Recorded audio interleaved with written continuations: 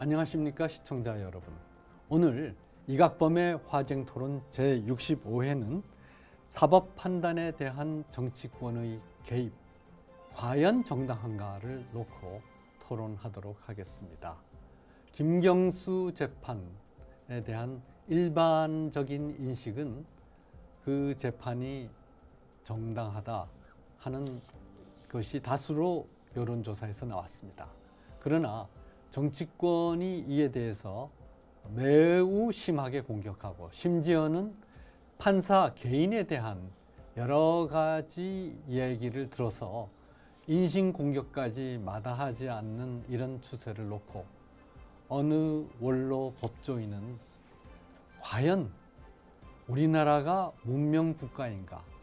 이 지구상에 우리보다도 민주화의 경험이 짧고 그리고 우리보다도 경제적으로 훨씬 못하고 또 우리보다도 유구한 역사를 자랑하는 그러한 역사적 전통이 없는 나라에서도 이러지는 않는다 하고 개탄하였습니다. 과연 이런 문제에 대해서 우리가 사법부를 존중하는 입장에서 어떻게 봐야 될 것인지 오늘 전문가 두 분 모시고 토론해 보겠습니다.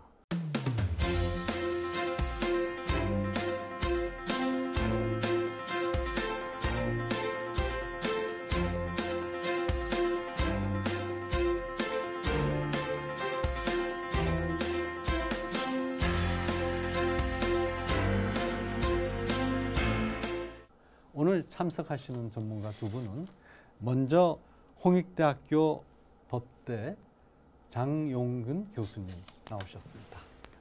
감사합니다. 그리고 성재준 영상 칼럼니스트 나오셨습니다. 반갑습니다. 네, 우리가 앞에서 참 여러 가지 얘기로 오늘의 이 재판에 대한 무차별적인 그리고 어떻게 보면은 과연 이 법치국가의 재판에 대한 태도인가 라고 하는 우려가 나오고 있는데 장 교수님, 네. 과연 현재의 세태를 법치국가의 사법부에 대한 행태라고 볼 수가 있습니까? 자, 좋은 지적을 하셨는데요. 저는 이제 헌법학자로서 사실 큰 것 중에 하나가 이제 정치와 법치의 관계가 사실 참 굉장히 중요하다라고 합니다. 정치는 미래지향적인 비전 제시라면 법치는 과거의 역사에 비추어서 옳다고 생각했던 전통이나 역사를 기초해서 국민들한테 예측 가능하게 하는 그런 측면이죠. 근데 지금의 민주당의 판결 비판에 대한 부분은 과거에도 사실 집권 여당에서는 거의 없었던 걸로 알고 있고요. 아주 새로운 현상인데 이게 과연 국민한테 비전을 제시하면서 기존의 올바른 우리의 과거의 전통과 법치적, 전 세계적 전통에 비추어서 그것을 존중하고 발전시키는 건지 오히려 역행하는지 이게 중요한 제한점이라고 생각하는데 후자적 측면에 봤을 때는 상당히 우려의 목소리가 큰 것 같습니다. 네, 이것이 말하자면은 굉장히 진영 논리에 입각한 사법부에 대한 공격이다 이렇게 보는데 원래 정치적 행위와 정치적 판단에 대해서 그것이 옳으냐 그르냐를 법적으로 따지는 것이 사법부의 역할인데 어떻게 사법부의 판단에 대해서 정치권에서 옳으냐 그르냐를 따지는 형태가 됐는가, 과연 이것이 정당한가 하는 얘기가 있거든요. 저는 이제 민주주의라는 것이 우리가 아주 비극적인 역사를 많이 거치고 난 뒤에 이제 달성한 지금 성과인데 그 역사를 이제 살펴보게 되면 민주주의에서 제일 크게 중요하게 되는 두 가지 요소가 자유와 법치 이 두 가지라고 생각을 하거든요. 근데 이제 자유라는 것과 법치라는 것이 아까 이제 또 장 교수님 말씀해 주신 것처럼 법치라는 것은 전통을 또 이어나가고 미래 세대까지 이어질 수 있는 큰 틀이기 때문에 개인적으로는 겉으로 봤을 때는 자유와 법치가 좀 상반되는 것처럼 보일 수도 있어도 기본적으로 이제 민주주의 국가에서 제일 우리가 경계를 해야 되는 것이 다수에 의한 폭정으로 빠질 수가 있거든요, 충분히.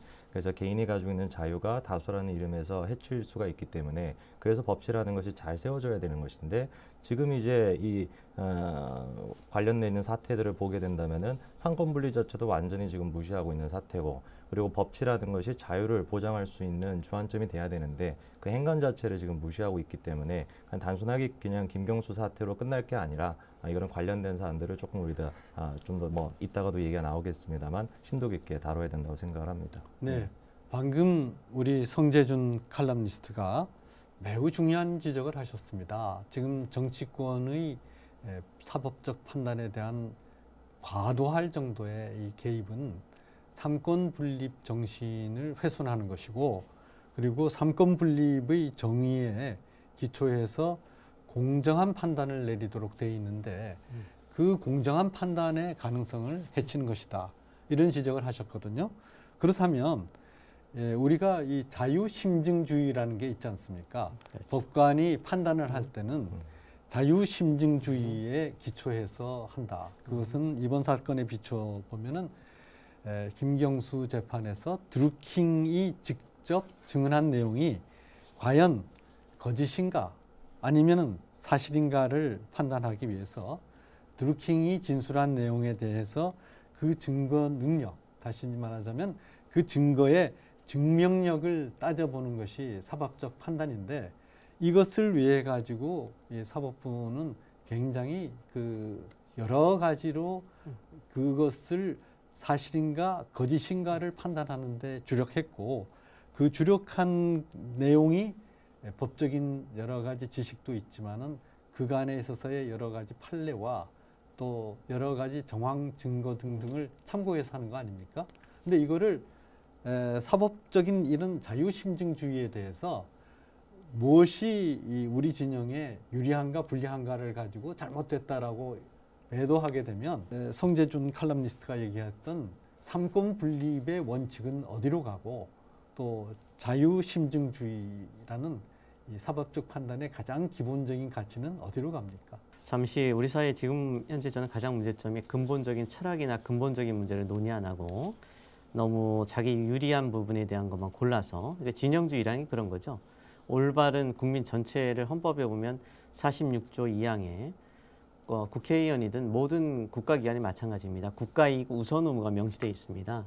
그렇기 때문에 개개인의 이익보다 전체 이익을 봐야 되는데, 항상 사람들이 싸우게 되면, 분쟁이 하게 되면 자기 말만 하게 되는 게 인간의 속성입니다.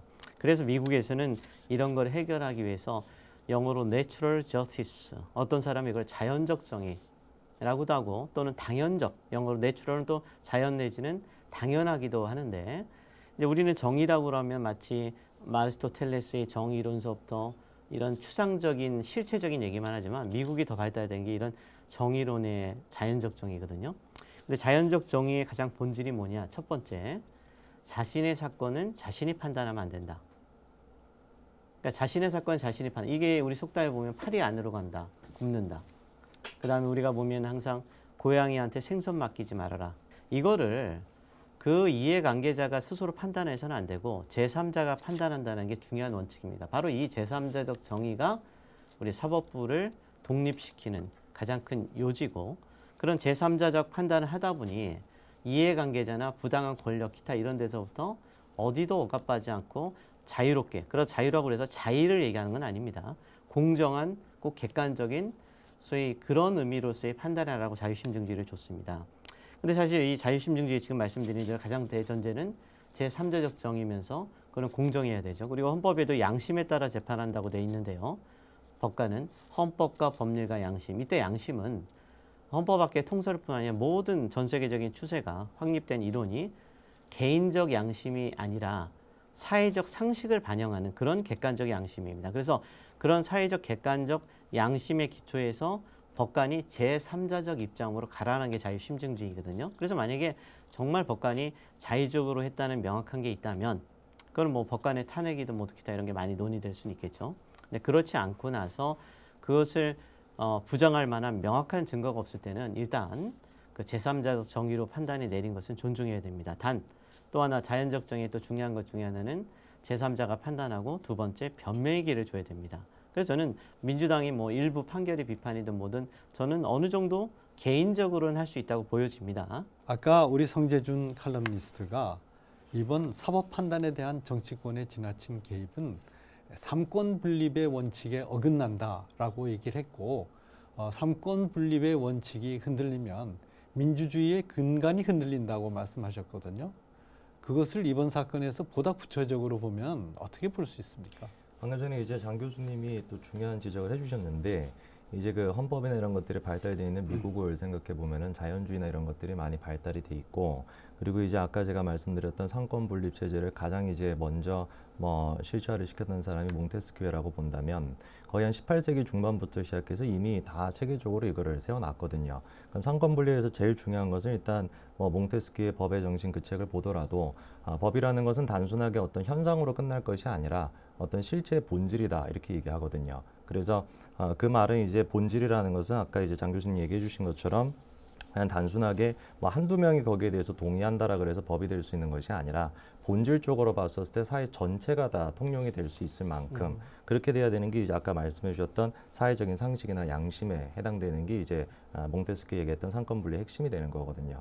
그리고 이제 세 가지 이제 분류를 해봄으로써 입법과 사법과 행정 세 가지를 이렇게 분류를 해놨다라는 것이 제한적이고 무슨 정태적인 관계로 이게 만들어져 있는 게 아니라 동태적으로 서로 이제 상호적으로 연관을 주고 그리고 또 견제를 하고 이렇게 돼야지 이게 상권 분립이 체제가 되는 것이고 거기서부터 이제 민주주의가 발달할 수 있다고 본 것인데 지금 이제 김경수 사태 같은 경우는 아까 전에 또 장 교수님 얘기해 주신 것처럼 삼자적 정의에 기초한 이해관계자의 한 축인 민주당이 지금 직접 나서가지고 김경수 도지사에 대해서 뭐 옹호를 한다든지 그리고 뭐 일반 개인이 거기에 대해서 무슨 뭐 얘기를 한다라고 한다면 뭐 그건 오케이 우리가 받아들일 수 있다라고 해도 실질적으로 지금 법과 관련돼 있는 민주당이 나서가지고 당적인 차원에서까지 한 정당의 대표이기도 한데 그렇게 나서가지고 이거에 대해서 지금 뭐 얘기를 막 계속하고 뭐 판사를 지금 뭐 탄핵을 시켜야 된다라든지 이렇게 나오는 것은 엄격하게 얘기하는 것뿐만 아니라 그냥 겉으로 보더라도 상권 분리 체제가 지금 아주 흔들리고 있다 그렇게 볼 수 있을 것 같습니다. 판결을 맡았던 재판장이 전에 양승태 대법원장의 비서실에 근무했었던 판사라는 이유로 이번 판결은 문제가 된 대법원장이 비서실장까지는 아니지만 뭐 6명의 비서가 있었다고 그러죠.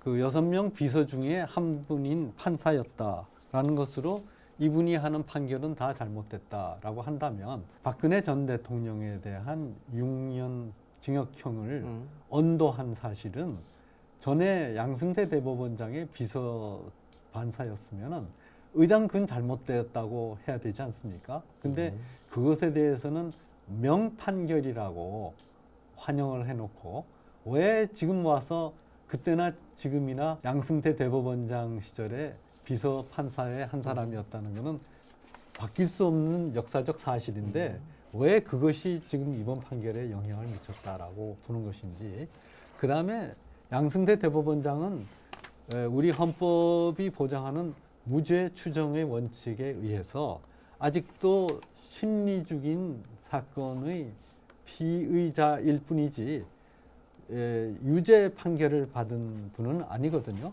그렇다면은 우리가 다 무죄 추정의 원칙에 의해서 법원에 의한 최종 판결을 받을 때까지는 아직까지 무죄인 상태인데 왜 그것을 이렇게 빌미를 삼아서 공격하게 되는 것입니까?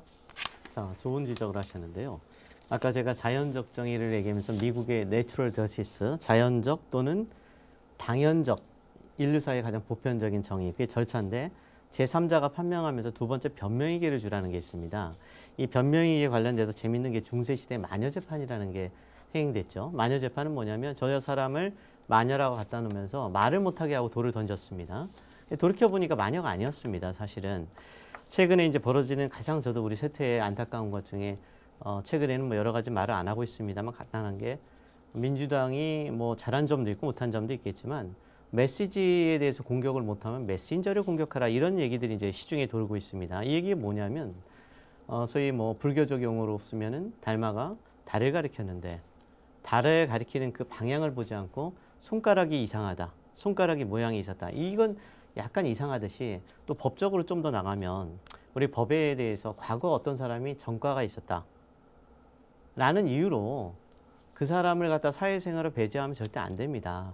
전과가 있던 사람이 지금 어떤 행위로서 구체적인 행위로서 잘못을 했을 때 현재 잘못된 그 행위 있을 때 과거 행위가 플러스 되는 것뿐입니다. 근데 지금 일단 제가 말한 아까 메시지 우리 사이에 논란이 많은데 이건 정리를 반드시 해야 되는 게 메시지를 보는 게 맞습니다. 메시지가 명백히 잘못됐을 때 한해서 그 사람의 과거에도 그런 전력이 있으니까 한 번 더 보충적으로 확인할 수는 있겠죠. 자, 그다음 두 번째, 우리 비서실의 판사였다고 한다면 비서실 판사는 한두 명도 아니고 의뢰 판사들 중에 재판 연구관이나 이런 게 뭐 나름대로의 엘리트들, 나름대로 열심히 하는 판사들은 거쳐간 경우도 많고 현 정부에서도 그렇게 따진다면 과거 기재부 장관서부터 수많은 사람들이 있었고 지금 관료들의 상당수 중에는 과거 정부의 김동연 장관만 해도 사실은 MB 때 그 굉장히 출세가들을 달린 분이죠. 근데 현 정부의 정책을 하듯이 그 모든 것을 다 하게 되면 제가 보기에는 그거는 정말 잘못됐다고 보고요. 두 번째, 양승태 대법원장 문제 아주 좋은 지적을 하셨습니다. 우리 사회가 어느 순간부터 우리 헌법에 있는 대원칙은 무시되고 어떤 특정한 사람들의 말이 중심이 됐습니다. 이게 이제 가장 무서운 게 뭐냐면 법치는 어떤 특정한 개인들의 말에 의존하는 게 아니라 써있는 헌법 조문, 헌법의 정신, 객관적인 제도를 보고 판단해 나가는 거거든요. 우리 헌법에 명백히 무죄 추정의 원칙이 있어서 그에 따라서 그에 또 관련되는 게 왜 무죄 추정 원칙이냐. 아까 말씀드린 자연적 정의의 변명기를 줘야 됩니다. 그 사람이 만연지 아닌지. 말로는 현 정부의 민정수석께서 어디 가면서 3인 성호라는 얘기를 쓰셨습니다. 거기서도 똑같은 얘기입니다. 세 사람이 그렇죠. 만들면 호랑이를 만들 수 있듯이 똑같습니다. 그래서 우리 헌법에는 그런 마녀 재판 하지 않기 위해서 무죄 추정의 원칙을 뒀고요. 그래서 변호사 제도를 뒀는데 양승태 대법원장 포함해서 지금 상당수가 아직 확실히 된 게 아닙니다. 논란의 여지가 있을 수 있다고 봅니다. 그래서 그때까지는 저때 그 부분에 대한 것을 무조건 양승태 있었기 때문에 죄인, 식으로 이렇게 몰아가는 것은 정말 문제가 있다. 정확한 행위가 있으면 그 행위를 통해서 구체적으로 해야 되고 그래서 이렇게 그리고 더 중요한 건 이런 어떤 한 사람을 낙인 찍으려면 우리 사회에서는 명확하고 확실한 증거에 의해서만 재판합니다. 그래서 또 하나 형사재판의 중요한 원칙이 무죄 추정의 원칙도 있고 불명확하면 피고인의 이익이란 말이 있습니다. 명확지 않으면. 근데 아직 명확한 게 없었고 그 판사가 비서실 판사만 했을 뿐 구체적으로 이 판결에 과연 부당하게 했는지 아직 입증된 건 하나도 없습니다. 그래서 명확한 증거를 내놓고 적어도 공당이거나 공인들이라면 그래서 사실 이 문제를 저는 보면서 우리나라 정치의 참 저급함을 보는 게 우리나라 정치인들이 가장 잘하는 게 아니면 말고식의 풍도를 많이 하죠. 이런 정태도 이번 기회에 한번 정리를 해야 된다고 저는 보고 있습니다. 장영근 교수님 말씀대로 비서실 판사가 되려면은 판사 중에서는 매우 능력이 있다. 인정을 받아야지 되는 거 아닌가요? 그렇죠. 제가 청와대에서 근무하면서 봤을 때 저희가 공무원 중에서 뽑을 때 가장 우수한 사람을 청와대에다 데려놓지 그리고 지금까지 김대중 대통령이나 노무현 대통령까지도 관료 중에서 썼던 사람들이 상당 부분이 그 전 정권, 전전 정권에서 청와대 근무한 사람들을 쓰거든요. 그 이유는 같은 공무원 중에서도 굉장히 유능하다는 사람들이 대통령 옆에다 두고서 하려는 게 대통령의 욕심이라 당연히 그렇게 되어 있는데 만약 그렇게 됐으면은 아마 김대중 대통령이나 노무현 대통령도 조각하기도 상당히 힘들었을 겁니다. 그걸 다 배제할 수는 없는데 양승태 대법원장 시절에 비서실 판사로 뽑혔었다라고 하는 사실을 가지고 저분의 판단은 틀렸다라고 하는 거는 이거는 뭐 저기 나무 구부러진 나무가 하나 있다라고 그래서 그 주변에 있는 나무는 다 구부러졌다 이렇게 하는 거나 같은데 이번 판단은 사법부에서 단독심과 합의부에 의한 심판이 있는데 합의부에 의한 심판입니다. 그 얘기는 세 사람의 법관이 여러 가지 견해를 맞추어서 보고 세 사람이 서로 견제를 하면서 이 증거 능력이 있는가 없는가를 상의해서 결정하는 것이지 판사 한 사람이 과거 양승태 대법원장 시절에 비서실 판사를 했다는 그 경력 하나만 가지고 판결할 수 있는 것이 아니거든요. 그러니까 사법부의 그 판결의 진행 프로세스를 조금이라도 아는 사람이라면 그런 식으로 해서 매도하지는 않는데 이번에 참 우려스러운 것은 그런 것을 알만한 정치인들 예를 들자면은 사법부 또는 법조인으로서 활동했던 정치인들까지도 그 정당에서 이번 판결에 대해서 상당히 많은 비판을 하는데 이거를 우리가 결국은 진영에 유리한가 불리한가만 가지고 어떤 그 법조인으로서의 가장 기본적인 자질을 지키지 않았다. 그걸 망각했다. 이렇게 볼 수 있는 건 아닌가요? 아까 전에 이제 장 교수님도 지적해 주신 것처럼 가장 최근에 이제 토크를 출연한 사람이 이제 국가란 무엇인가라는 책에서 그 마녀 재판에 대해서도 굉장히 좀 자세하게 다루시는데, 마녀 재판의 이제 특징 같은 경우는 과거에 이제 옛날에 이 사람이 어떤 행적이 있었다. 근데 그게 이제 물증도 별로 없는데 어떤 행적이 있었다라는 것만 가지고 거기다가 이제 종교라는 프레임을 씌워가지고 처형을 했던 비민주적인 어떤 국가에서 완전히 이제 좀 원시적인 그런 국가에서만 성행했던 것인데, 지금 이제 아까 말씀해 주신 것처럼 이 지금 김경수 도지사 판단에 관련돼서도 그런 부분들이 굉장히 좀 많이 나타나서 좀 심려가 좀 됩니다. 그래서 뭐 방금 얘기해 주셨던 것처럼 이거는 뭐 단독부로 했던 것도 아니고 합의보로서 절차적으로 뭐 문제가 별로 없는 것인데, 그리고 이제 증거 같은 경우도 보게 되면은 뭐 더불어민주당에서는 지금 계속 비판하는 것이 어떻게 증언만 한 것인데, 이거 간접 증거인데 어떻게 증언 능력이 없는 거 아니냐, 이렇게 이제 비판하지만 실질적으로 이제 그 170페이지 가까이 되는 판결문을 다 보게 되면은 텔레그램을 통해서 이제 왔다 갔다 했다라는 게 다 인정이 돼 있고 물증 증거로 거의 뭐 생각해 볼 만한 그런 부분들이 굉장히 많거든요. 그래서 그런 증거가 있음에도 불구하고 증거 자체도 무시해 버리고, 그리고 나아가서 같은 경우는 결국에는 지금 옛날에 마녀 재판과 마찬가지로 그 성창호 판사가 뭐 양승태 밑에 어떤 일을 했었다, 그것만 가지고 지금 이제 뭐 맞추고 있는 상태니까, 정말 저는 이게 단순하게 우리가 생각할 문제가 아니라 진짜 아까 장 교수님 말씀해 주셨던 것처럼 현대판 마녀 재판이 아닌가, 이런 생각이 좀 듭니다. 오랫동안 재판에 관여했던 우리 법조계의 원로께서는 이런 말씀하셨습니다. 한 번 판결을 하기 위해서 판사들은 굉장히 많은 고심을 하는데, 그 고심의 주요한 것이 과연 그 진술이 증거 능력이 있는가 없는가, 그 다음에 진술 외에 다른 물적 증거가 있는가 없는가, 그리고 그 새로운 증거는 증명력을 갖고 있는가 없는가 라고 하는 것인데, 법정에서 기록을 보고 실질적으로 그 모든 것을 판단하는 데 사용했던 방대한 이 증거에 대해서 섭렵하지 않은 외부 인사가 사실 인정을 했느냐 안 했느냐 하는 걸 가지고 논의하는 것은, 이건 애초에 재판이라고 하는 이 사법부의 기본적인 기능과 권능에 대해서 무시하는 것이다. 그래서 실질적으로 재판에 임하는 사람들이 그 법관의 양심이라고 하지만, 그 양심이라고 하는 것은 자신의 그 전문적인 영역에서의 전문적 양심을 얘기하는데, 그거를 떠나가지고 하기는 참 힘들다. 예를 들어서 의사가 환자가 왔는데 이 사람이 괜찮은 사람이냐 나쁜 사람이냐 해서 수술을 하든지 안 하든지 그렇게 하는 거와 달리, 의사라면 당연히 수술 환자가 오면은 수술하는 것이 원칙이고, 판사라면 그 사실에 대해서 이게 증거 능력이 있느냐 없느냐를 판단하는 것이 판사의 도리인데, 그거를 모르는 제3자가 바깥에서 됐다 잘못됐다 하는 이 자체가 문명 국가에서 일어날 수 없는 일이다, 이렇게 얘기를 했습니다. 그러니까 이것에 대해서 이 전문적인 지식과 그것에 대한 그 각고의 노력, 판결문 하나 쓰기 위해서 얼마나 심혈을 기울이는지 아는가 하는 이런 주장은 좀 지나친 건가요? 사법부를 지나치게 옹호하는 얘기인가요?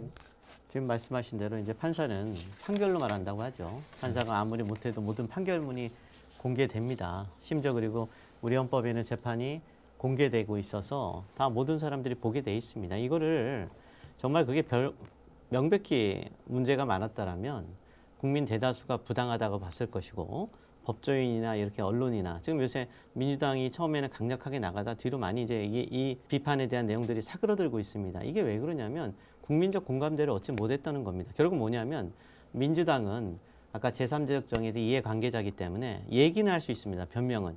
근데 그 변명에 대해서 국민들이랑 사회 대다수, 많은 전문가들이 판단하지 않은 거거든요. 그래서 이런 부분이 있고, 또 하나는 법조인이라고 항상 다 올 수는 없죠. 그러나 정말 부당했다면 그 판결문을 통해서 공개돼서 그 부분이 사후에 2심, 3심을 통해서 나중에 문제가 될 거고, 정말 명확하게 정말 재판 거래를 했다. 그건 진짜 직권남용으로 앞으로도, 이제 현 정부도 많이 하지만 앞으로도 그렇고, 외국은 보면 이 그에 관한 판사에 대한 책임을 묻는 게 있습니다. 그러나 제 말은 그런 것들도 정말 물으려면 지금처럼 이럴 수도 있다는 단순한 몇 마디의 추정이 아니라 명확하고 확실한 증거, 누구도 봤을 때 공감할 수밖에 없는 그런 것이 아니면 이런 얘기를 하는 것은 저는 옳지 못하다 이렇게 말씀드릴 수 있고요. 장용근 교수님 말씀대로 애초에 아주 서슬이 시퍼렇던 정부와 집권 여당의 이 판사에 대한 공격이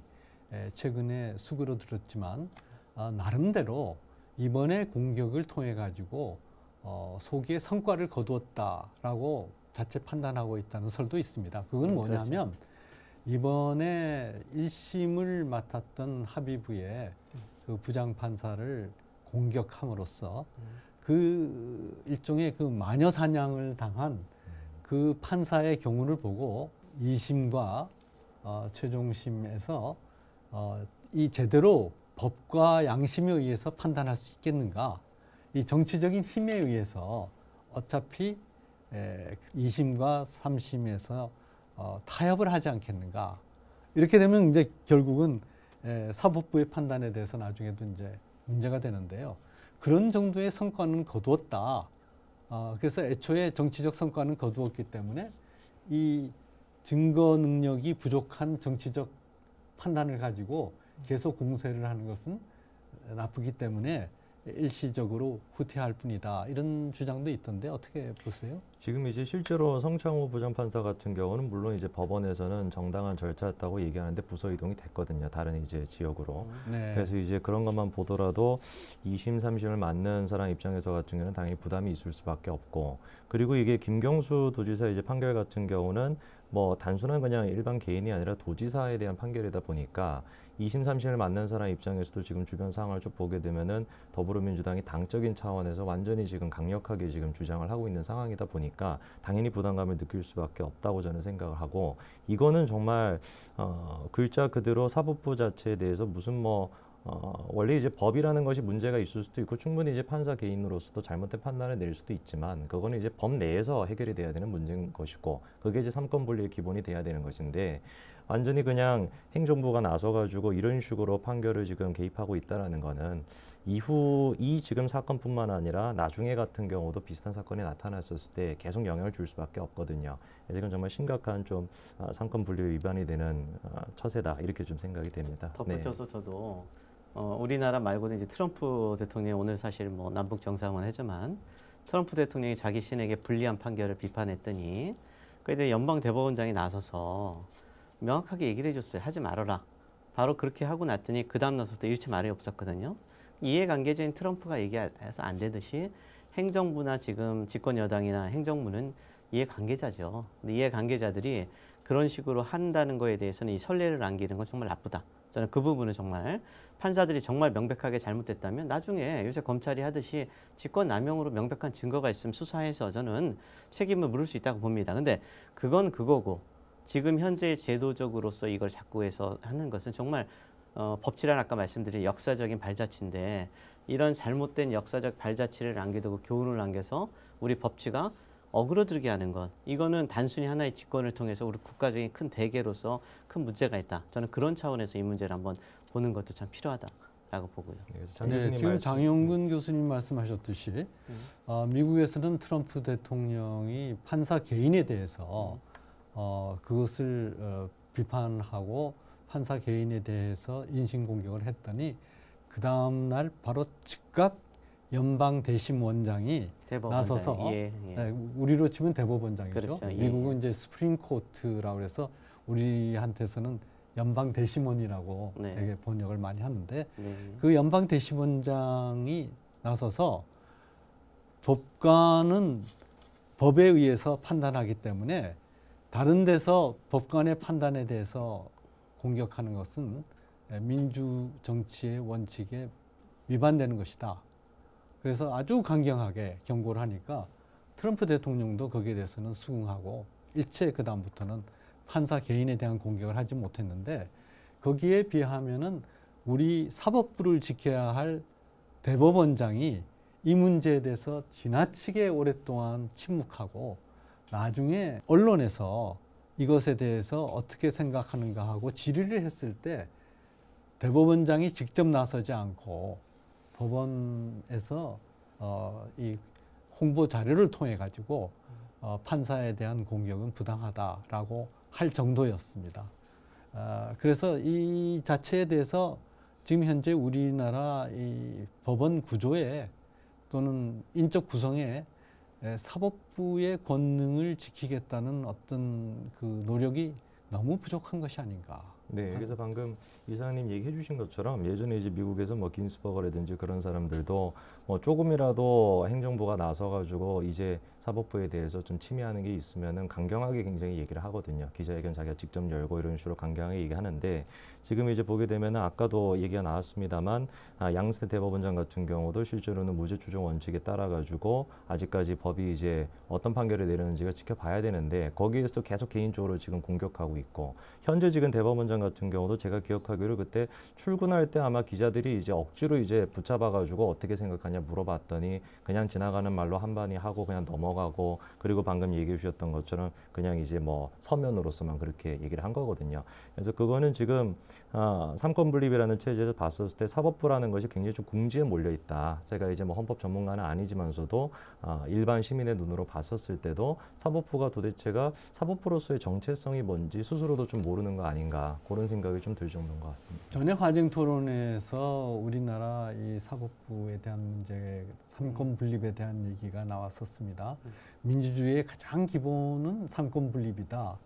저희 초등학교 때 그거를 아주 누누이 배웠는데 그 초등학교 교과서에 삼권 분립을 강조하게 했던 분이 이승만 초대 대통령이거든요.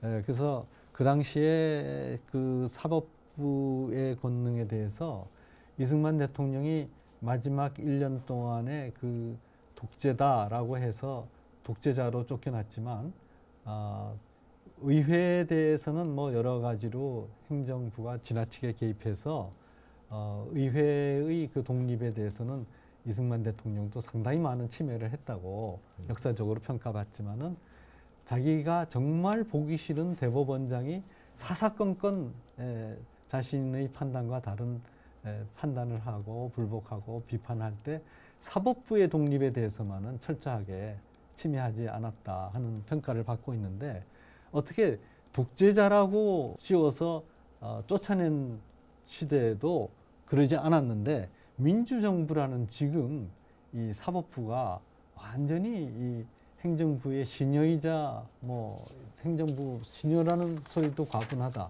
이런 얘기를 들을 수 있을 정도로 전락했습니까? 아까 그 우리 앞에 패널 분께서 말씀 주셨듯이 사실은 또 아까 이사장님 말씀 주신 대로 모든 자신의 그 권한의 독립과 이것은 스스로도 노력을 해서 쟁취해야 됩니다. 그런 면에서 우리 법관들도 약간의 좀 일부 문제가 있었던 것이 뭐 과거의 역사에 없지 않아 좀 있었던 건 사실이죠. 그러나 큰 틀은 오늘날 대부분의 법관들이 나름대로의 그런 여러 가지 부분을 공정하게 하기 위해서 노력하고 있는 것은 우리 법 쪽이나 기타 많은 부분들에서 많이 이제 주지의 사실로 이제 익숙해져 가고 있고요.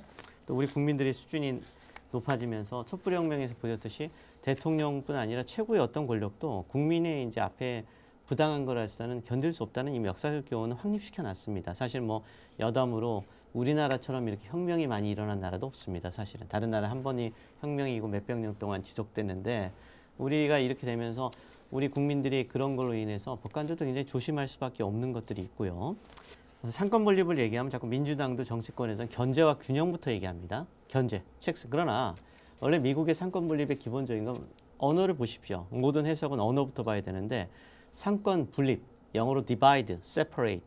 이게 무슨 말이냐면 checks and balance가 핵심이 아닙니다. 권력을 국민의 입장에서 어디가 잘할 수 있는 협업, 분업, 분업의 원리상 잘할 수 있는 걸 우선 쪼개놨습니다. 국회는 뭘 잘하는 건지, 의회는, 행정부는 뭘 잘하는지, 사법부는 뭘 잘하는지. 근데 이제 이거에 대해서 우리나라는 가장 큰 문제가 권력을 분리시켜는 근본적인 원인, 국민을 위해서 어느 게 가장 효율적인지 부분은 싹 줄이고 무조건 견제와 균형이라는 이름으로 의회가 할 수 있다고 하는데 저는 이제 여기서 하나 제가 반드시 정립해야 되는 게 얼마 전에 헌법 개정에 가서도 자꾸 느껴서 늘렸던 게 뭐냐면 의회는 합의제 기구로서 사회 기준을 만드는 겁니다. 개별 사건에 하나하나 간섭할 수 없는 게 원칙입니다. 그래서 기준, 룰, 그걸 우리는 합의라고 해서 계약이라고 하지만 그게 법이죠.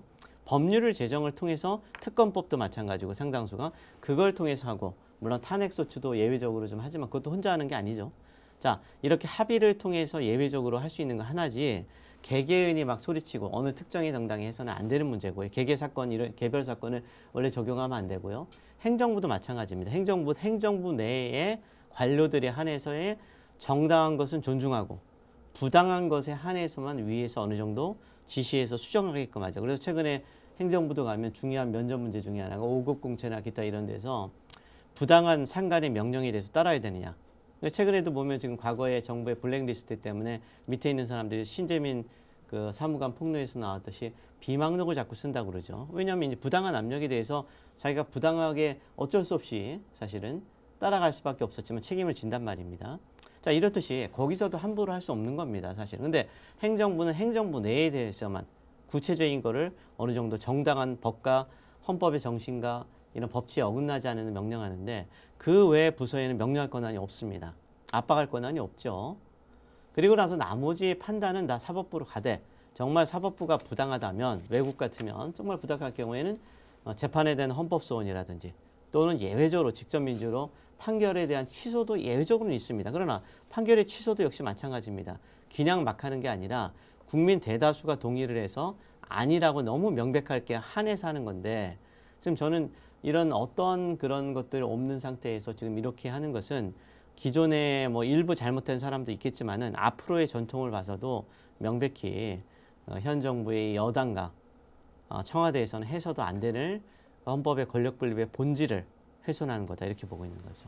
방금 이제 장 교수님 얘기해 주셨던 게 이제 포인트가 되는 게 사법부가 됐건 행정부가 됐건 국가의 이제 기관이라는 것이 개개인 사건에 대해서 다 이렇게 간섭하게 되면은 그게 이제 쉽게 얘기해가지고 한 국민으로서 갖게 되는 자율권이라는 것은 침해가 될 수밖에 없거든요. 국가의 영향력이 커질 수밖에 없고.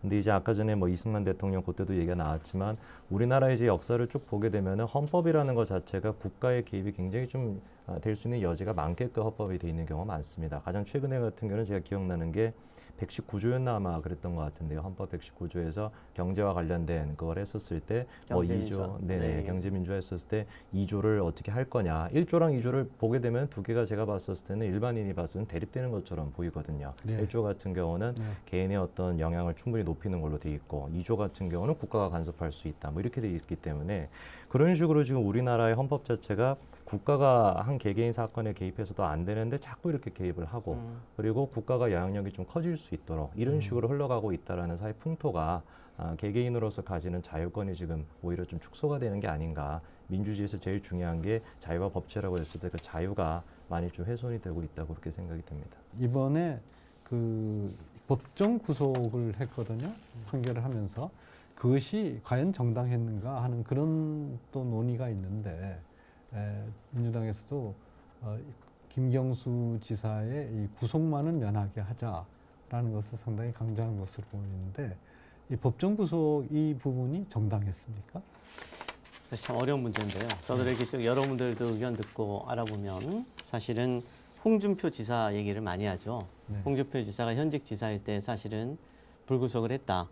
근데 이제 반면에 지금은 홍준표 지사는 뭐냐면 돈을 줬다고 한 사람의 그 유서에 있었을 하나의 유서 하나죠. 근데 그 상대방은 죽었습니다. 그래서 상대방이 뭐 특별히 뭐 재판받은 것도 아니고 그래서 한쪽만이 유서에 기초해서 했던 것이었고 그것이 맞는지 그런지 논란의 여지가 있었던 상황이었고요. 드루킹 사건의 지금은 또 구조는 같은 도지사라는 공통적이지만 차이점이 가장 큰 것은 드루킹이 만약에 1심 판결처럼 드루킹이 있었고 실제 실행을 했던 것이고 김경주 지사가 소위 공동 정범이라면 정범이 있는데 정범 중에 한 사람은 구속돼 있는데 한 사람은 자유의 몸이 된다. 이 약간 불공평성의 논란이 있다는 얘기죠, 사실은. 말하자면 한쪽이 뭐 완전히 불구속으로 갔다 몰라도 거기는 지금 구속이 당연하다고 하는데 같은 행위를 했고 그다음에 이 사건의 본질을 보면 드루킹이 왜 이 행위를 했을까? 그냥 자선봉사를 하는 사람이 아니었죠. 대선 캠프에 아시다시피 수많은 사람들이 선거 캠프라면 뭐 진보 보수 할 것 없이 수많은 사람들이 모여드는데 그 모여드는 본질은 뭐냐면 최고의 힘, 권력자, 대통령이 될 사람 또는 국회의원이 될 사람들에게 통해서 나중에 뭔가를 이권이나 기타 얻기 위해서. 그래서 이번에도 결국 벌어진 게 그다음 정상적인 일반적 공식처럼 센다이 영사, 그전에 오사카 영사를 요구했는데 못했던 이런 구조였단 말이죠. 그러다 보니까 이 공범이 있는 상태에서 공범은 실형을 당해서 구속되어 있는데 이 사람은 안 하는 게 맞느냐 뭐 이런 얘기도 있었던 것 같습니다. 근데 또 이제 일부 얘기는 그래도 현직을 위해서 불구속으로 가야 된다 논란이 있습니다. 근데 이 부분에 대해서는 우리가 이제 2심에서도 분명히 보석으로도 한 번 더 다투어줄 수도 있는 문제고 또 어떤 논리가 있냐면 정당이 이렇게 국민을 속이는 만약에 지금까지 그 언행이 어긋났던 거죠. 전혀 안 했다. 몰랐다. 그다음에 공모도 안 했다. 했다가 나중에 공모는 최근에 보면 이제 민주당의 그런 걸 보면 공모는 하였으나 그때 제가 그때 언론에 나온 게로는 나중에는 실행을 안 했다라고 하는데 점점 조금씩 바뀌고 있다는 느낌이 드는데요. 저는 이게 만약에 그 1심 판결이랑 비슷하게 국민을 만약에 속였다라고 만약에 그게 나중에 대법원까지는 가야 되겠지만은 밝혀진다면 정치인으로서 국민을 속인다는 건 미국에서 가장 큰 죄는요. 모든 범죄도 있지만 라이어거든요. 거짓말하는 사람. 정치인들의 생명이죠. 앞으로를 위해서도 거짓말한 정치인들 절대 사회에서 나서지 말아야 되고 그런 사람이 도정을 하게 되면 수많은 도정이 어긋날 수 있다는 또 그런 비판도 있는 것 같습니다. 다만 아까 말씀하신 것처럼 불구속 수사의 원칙이라는 게 무죄 추정의 원칙에서 나온다는 게 일반적인 통설이거든요. 그래서 그런 의미에서는 아직까지도 대법원의 재판이 확정되지 않기 때문에 무죄 추정으로 가면 좋겠지만 잘 아다시피 주거가 없거나 증거인멸하거나 이런 사람들의 경우에는 이제 문제가 되죠.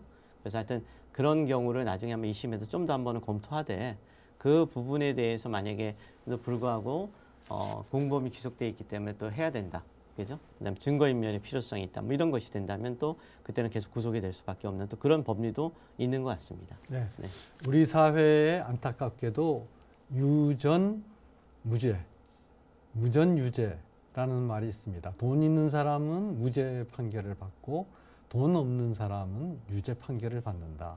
이번에 이 판결을 보고 권력이 있는 사람은 무죄 판결을 받고 권력이 없는 사람은 유죄 판결을 받는다라고 만약 이렇게 된다면 2심 판결을 봐야 되겠습니다만은 다음에 사법 판단을 과연 어떻게 믿을 수 있겠는가 이런 그 우려 섞인 이야기도 많이 있습니다. 앞으로 어떻게 될 것 같습니까?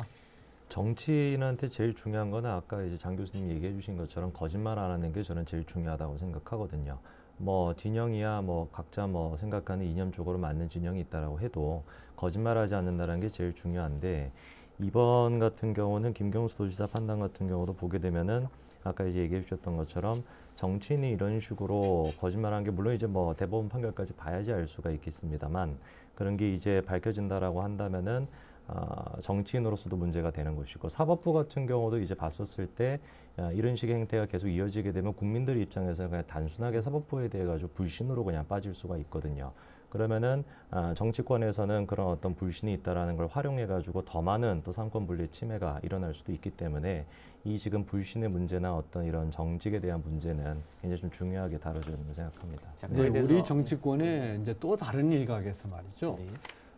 박근혜 전 대통령의 탄핵을 놓고 자유한국당 내부에서도 그 탄핵을 주도했던 정치인들에 대한 상당한 공격이 이루어지고 있고 그리고 탄핵을 결정한 결과에 대해서도 헌법재판소의 판결이 부당했다라고 하는 그러한 얘기들이 있는데 저는 애초에 촛불 혁명이라고 하는 것에 대해서도 그것은 옳지 않다.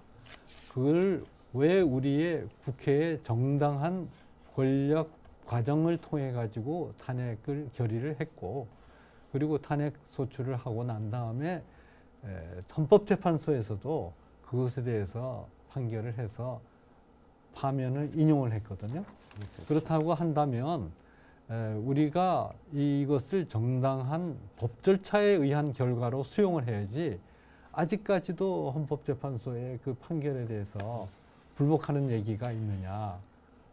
그래서 저는 이 진영의 좌냐 우냐를 따지지 말고 도대체 이 법원 내지는 사법부의 판결에 대해서 그것에 대해서 깊이 생각하지 않은 일반인들이 자신의 상식을 가지고 그 증거 능력이나 여러 가지 상황 증명력에 대해서 따지지 않고 하는 이것은 참 부당하다 이렇게 생각하는데 어떻게 생각하십니까? 예, 우리나라만 볼 게 아니라 법치라는 게 역사고 미국에서 옛날에 엘 고우랑 조지 W 부시 얼마 전에 조지 부시 아버지가 돌아가시고 조지 W 부시가 눈물을 흘리는 모습도 있었습니다만 그때 이제 하나 쟁점이 됐던 게 미국은 알다시피 주마다에서 51표를 얻었고 캘리포니아 같으면 49표를 얻어도 51표를 얻은 사람 다 가져갑니다. 그래서 이게 굉장히 쏠림 현상이 심한데 엘 고우가 이제 플로리다가 마침 조지 W 부시의 동생이 주지사였어요. 그렇죠. 근데 거기서 논란이 많을 때 연방대법원이 대통령이 취임하고 나서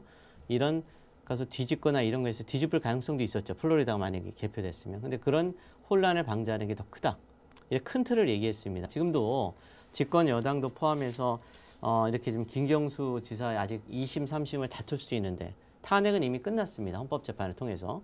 이미 대법원에 준하는 재판을 했는데도 그거 말고 이미 김경수 지사는 다툴 수 있는 기회가 무지무지하게 앞으로 남았습니다. 2심, 3심. 그다음에 최근에 안희정 지사 사건에서 봤듯이 1심에서 결국에는 그 무죄됐다, 유죄가 되듯이 그런 기회가 있음에도 불구하고 불복하니 사회적으로 또 두각받는 게 지금 박근혜 대통령 탄핵과 태블릿 PC 심지어 어떤 그 우리 대권 주자에 될 수 있는 반열에 있는 분들도 그렇고 전당대회에서 그런 자유한국당에서 나오고 있습니다. 이런 현상을 하나 봐도 지금 자유민주 소위 말하는 그 더불어민주당이 김경주 지사의 판결을 자기가 단순한 이해관계 때문에 얘기했지만 그 불러온 파장이 국가 질서, 법 질서의 혼란이 얼마나 큰지 그게 거꾸로 자기들한테 화살이 날아올 수 있는 겁니다. 그래서 우리가 지금 정치인들에 대해서는 이런 부분에 대해서는 좀 더 길게 봐야 된다고 생각하고요.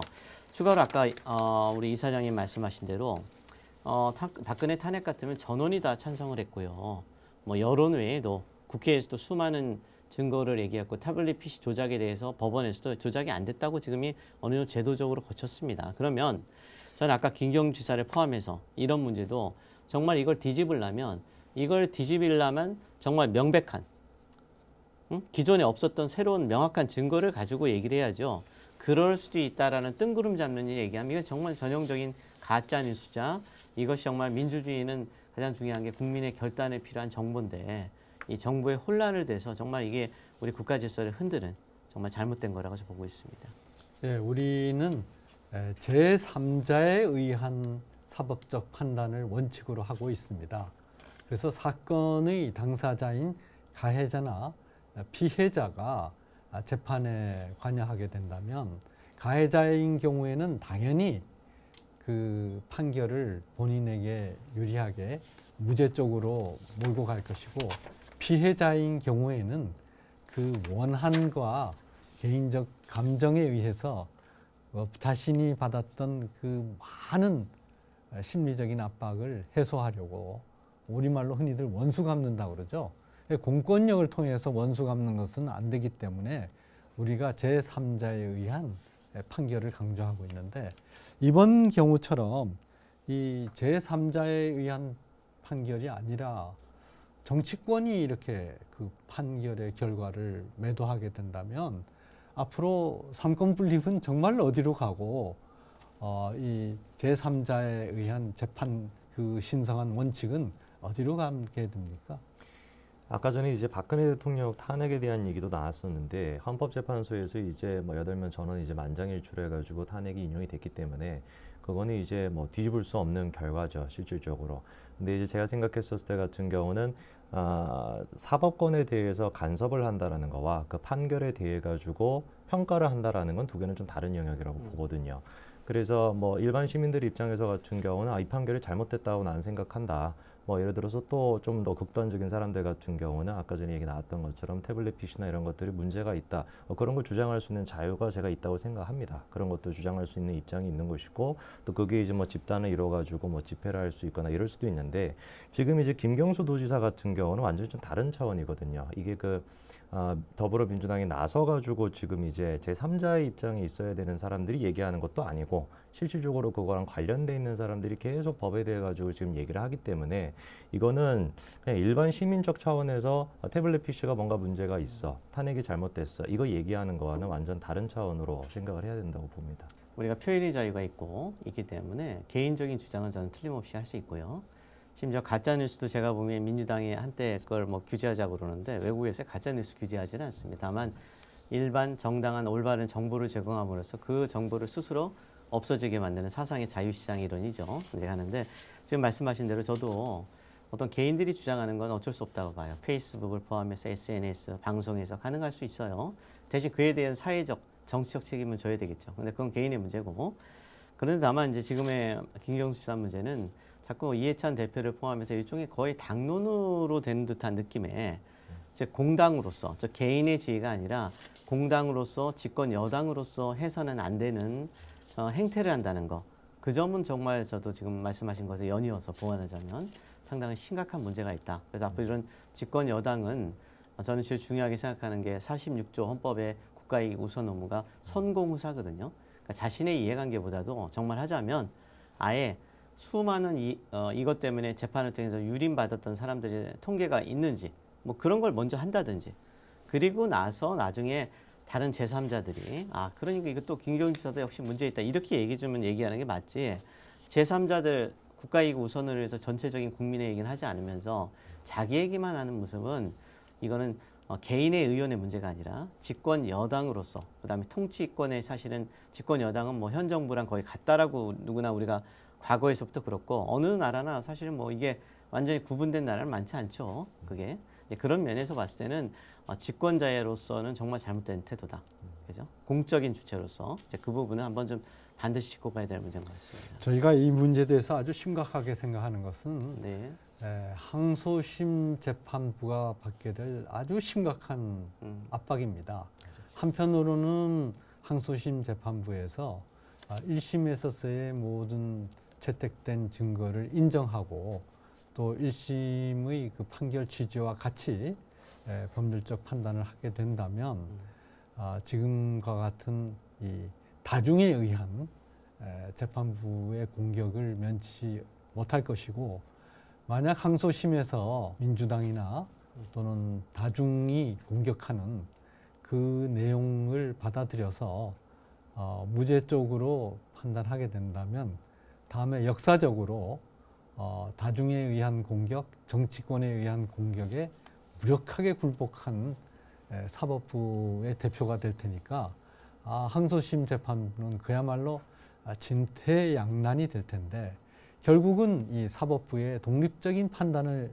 인정하지 않은 이번 정치권의 과도한 개입이 이 문제를 이렇게 심각한 지경에 이르게 했는데 이럴 때일수록 어떻게 해야 되겠습니까?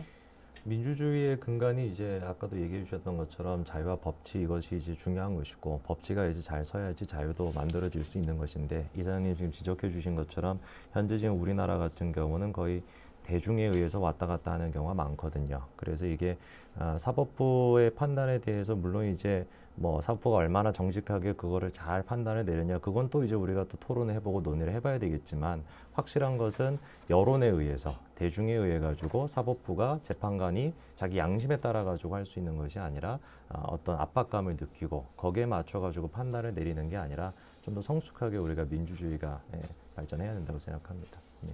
이각범의 화쟁토론 제65회 사법 판단에 대한 정치권의 개입 과연 정당한가 하는 제목으로 지금까지 두 분 패널 모시고 토론했습니다. 패널로 홍익대 법학과 장용근 교수님 그리고 성재준 영상 칼럼니스트 나오셨습니다. 오늘 우리가 얘기한 내용 결국은 우리 민주주의의 가장 기본인 삼권 분립의 원칙을 지키고 우리나라 민주주의가 제대로 발전하기 위한 우리 국민들의 고심을 담아서 진행을 했습니다.